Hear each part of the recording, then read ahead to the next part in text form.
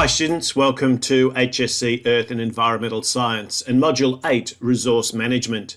This is video number 7. We're going to be focusing on traditional owners and mining. Our learning intention for this video and for this section of work is to prepare a case study to investigate the involvement of traditional owners in the planning procedures, mining practices, and restoration of damaged lands after mining operations cease. Where I'm currently teaching is on Warramai land, and we're working in partnership with a school in Gosford that's on Darkinjung land.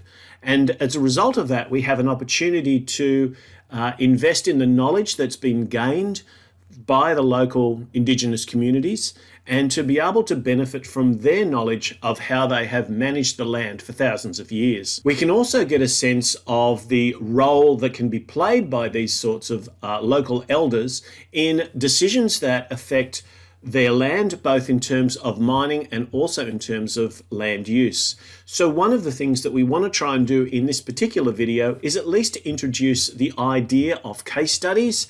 Those are going to be most powerful if they're ones that are local to where you are, and they're the ones that we're going to look at more in class. But for this video, I'm going to look at probably a better known example of where we've tried to pull together different cultural groups with far different histories in terms of their use and relationship with the land in order to try and understand how this can affect not only the mining planning, the process of mining, but also the rehabilitation that occurs after the end of the life of the mine. So probably a couple of initial comments first of all. And one of the things that we're looking at is the involvement of local land councils and certainly the degree to which they work in consultation with government organisations, both federal, state and local. There's been a strong increase in the involvement of traditional landowners in the exploration and mining of resources in Australia.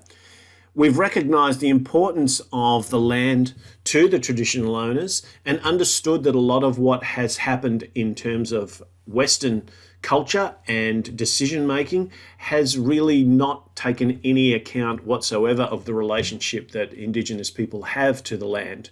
And so fortunately, I guess we're starting to recognise how important that is, and so consultation is happening more and more as we go along. Probably not sufficiently not enough yet, but hopefully on the way to that. Overseen by local land council groups with general oversight by the Land Council are these particular local land councils, and they can have quite an impact in terms of their negotiating between traditional landowners and mining operators, particularly in central and northern parts of Australia. Under the Land Rights Act and the Native Title Act, the central land councils have forged agreements which offer security to mining companies and jobs, training, sacred site protection, environmental protection, and opportunities for Aboriginal people. And ideally, we want people involved in all levels of this. So we look at the planning processes, perhaps even the pre-planning processes that are going to happen before we start talking seriously about a mining site,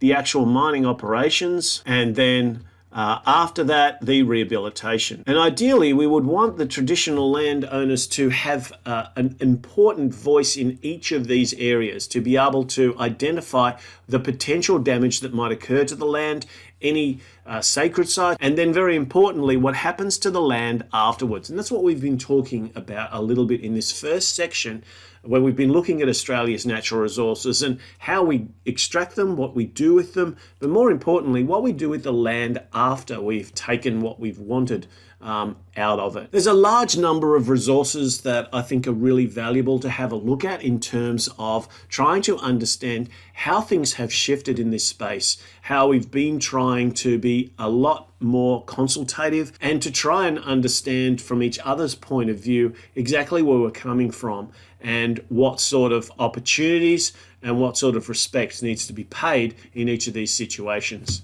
These are a couple of really useful sources that I found that have extended some of my own understanding, very minimal, I must admit, in a lot of areas, in terms of what's actually going on in the mining industry, how much consultation is occurring, how much involvement the traditional owners are having in terms of a say in the processes and the post-processes that are occurring as a result of mining operations, and how this maybe has been changing over time. When we talk about all of this, we're really trying to boil this down into a couple of very key points, and there is always going to be some degrees of conflict when you put multiple cultures together and you want them to try and work side by side. Culture is shaped by worldview, and so there are very different viewpoints when we look at mining culture and Indigenous culture. So these two things don't have to be in conflict, but there are significant differences often in outlook, in perspective, in planning, and in what perhaps is the potential to be achieved from a particular area.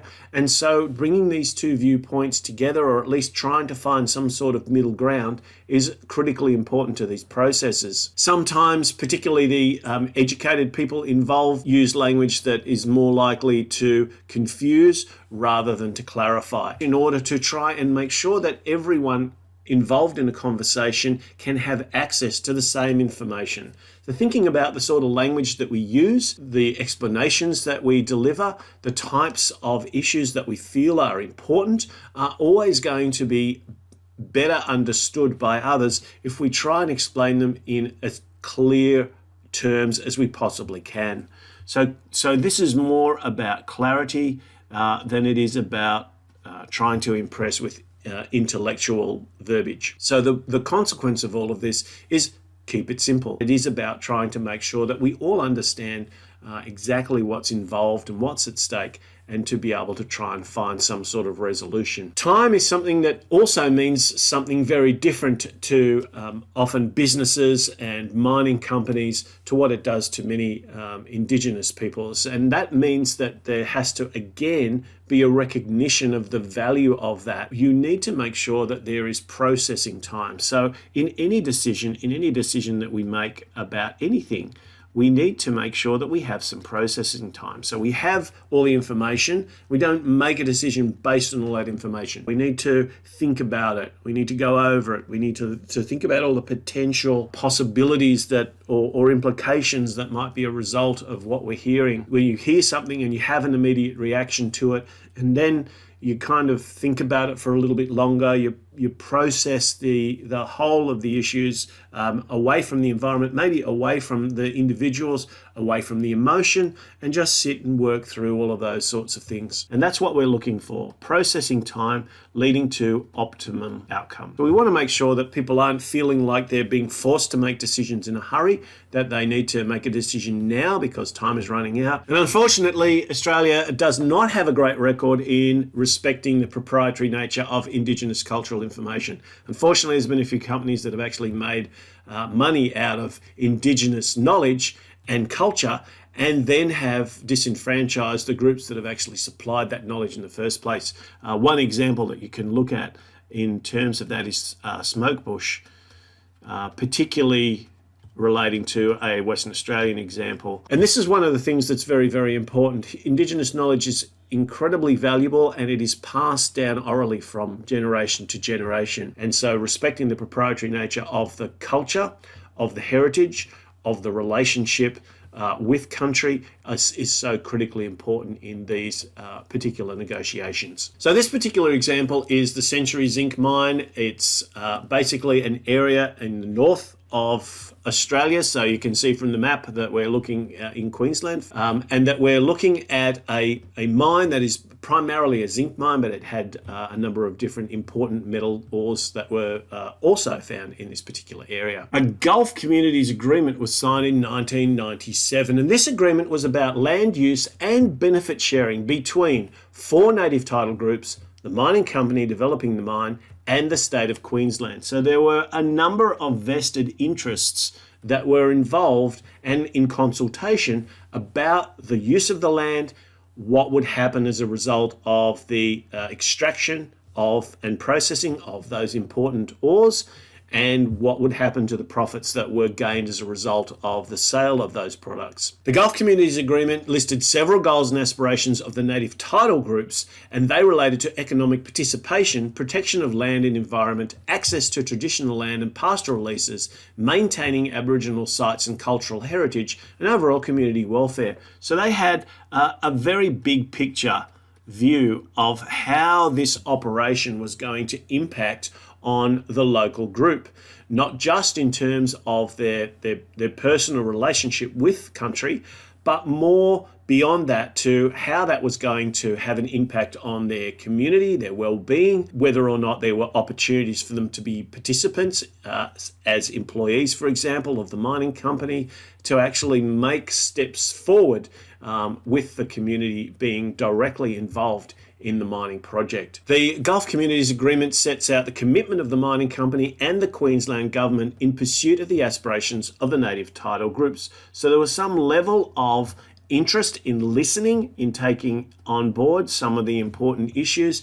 and feeding those back into the local Indigenous communities, and to see what sort of impact that was actually going to have on them. Fast forward 20 years and Century shipped the last of its mined ore in 2016, so about 6 years ago. And in February 27, Century sold its shares in the mine site. That means that we've actually had an end to this about 5 years ago, but the GCA continues to operate.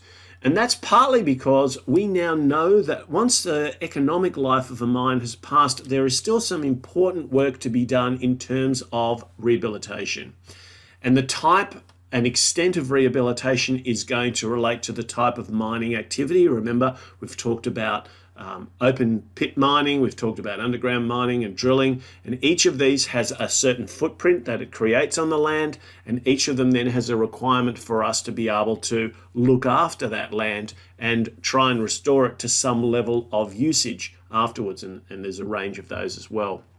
So the GCA has continued to operate, and the proposed panel of Wanya elders and beneficiaries will discuss from their perspective the lessons that they've learned and the benefits that they've gained from this particular agreement. So this is one of the key things that has happened as a result, is that we try and learn from the experiences of the past. And this is one of the most important things that we need to do as a society. We do need to continue to learn from the experiences of the past, from potential mistakes that we've made, and from the successes that we've had, to get a real sense of exactly how these things are going to work, how they're going to be beneficial for all parties involved. We're really after these win-win types of agreements where no group feels like they've had to compromise so much that they've gained nothing in the end of it, but each is taking something beneficial from the unity that's been created through this consultation process.